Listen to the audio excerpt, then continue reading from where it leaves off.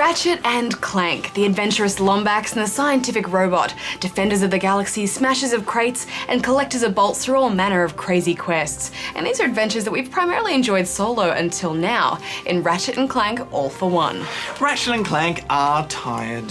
Oh. Now authorities have upgraded Dr. Nefarious to Alive and at Large. Will Ratchet and Clank join the search team? Clank and I talked about it, and we both decided it's time to go back to the way things were, you know? Fixing ships, playing holo games till 3 in the morning. Leave the hero stuff to the other guys. Dr. Nefarious is hardly a threat anymore. The galaxy seems pretty much under control, and things seem to be going well with Quark as the galaxy's devoted president. President Quark? President Quark? She was taking a memo. Ratchet and Clank decide to take a break and relax for a while. After all, no one needs a hero and no one needs saving, right? Wrong! The clever team don't get to enjoy their retirement for long as a mysterious new threat arrives known as the Creature Collector, and it's snatching up creatures for its own sinister purpose. So the heroes find themselves teaming up with President Quark and their rival, Dr. Nefarious, to work together to save the galaxy. Which leads us nicely into a 4-player co-op adventure across various planets, terrains, weather conditions, and dangerous facilities. Nice! More ammo. Since this is a game that's designed around co-op, that side of things works seamlessly, which is great. You can play either locally or online, and it's drop in, drop out, which I think is an essential feature in a game like this. Finding or hosting a game is pretty simple, and you can set a whole bunch of specifications if you want to, particularly if you want to play as a specific character. One thing that irked me though was that in the game's online matchmaking menu, there was no clear indication of where each area fit into the story, so I didn't know which order to play each level through. I ended up just picking levels at random, and a lot of the time I had no idea what was going on in the story. But the main focus of the game is really in the platforming and working together, as well as trying to best each other at crate smashing. We will not hurt you, little creature. The game requires you to cooperatively navigate your entire party through each level.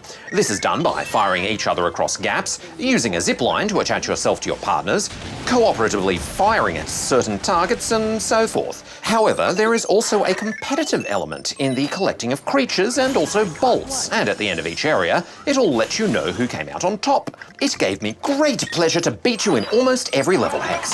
You're just so good at snatching up those bolts, Darren. When you're playing as Clank, you are virtually unstoppable. I couldn't even get near them. What can I say? It's a robot gift. Platforming is a big part of this game, with unstable terrain and tricky ledges that make it easy to fall off the edge.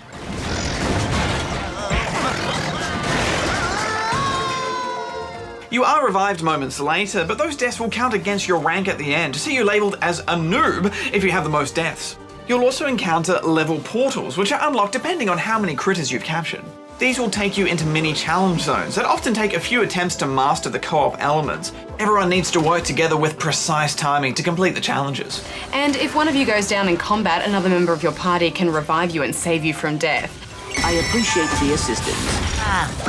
Completing each stage will level up your character too, but you can jump into any area with any level of character and pretty much hold your own. It's just that higher level characters tend to have better gear and gadgets that will allow them to score a bit better than you. Yeah, and the only thing I found annoying about that was they often had a lot more ammo than me, so I'd just be hanging in the background, not really participating that much. And I think it's much more fun to play with people who are at your same level. Then it's just an even playing field, and that's much better. As usual in Ratchet & Clank games, the weapons you can unlock are all varied and creative, and a lot of fun to wield. My favourite were these giant metal boxing gloves that allowed you to slam yourself into the enemy as though you were the projectile. And they were all explained in these funny retro advertisements. Looking to deliver a high-powered knuckle sandwich? Then try the Blitzer, a new weapon that makes you the projectile.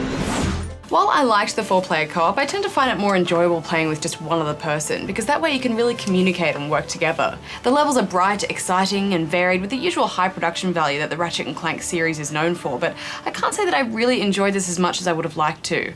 You know, I have such fond memories of A Crack in Time, the last Ratchet & Clank game, which was only single player, but it had this wonderfully engaging campaign and story and all these time-based puzzles that were really challenging, and I just didn't find that I got that much enjoyment out of this. It was all quite monotonous. Yeah, the levels are really long too. It just feels like they go on forever, and there's nothing to break up the action. Despite the manic mayhem of 4-player co-op, I still found myself getting quite bored. The co-op is optional, so you can play on your own if you like, but all the levels are designed heavily around cooperative play, so if you do play on your own, it's still not going to feel like one of the other Ratchet & Clank games.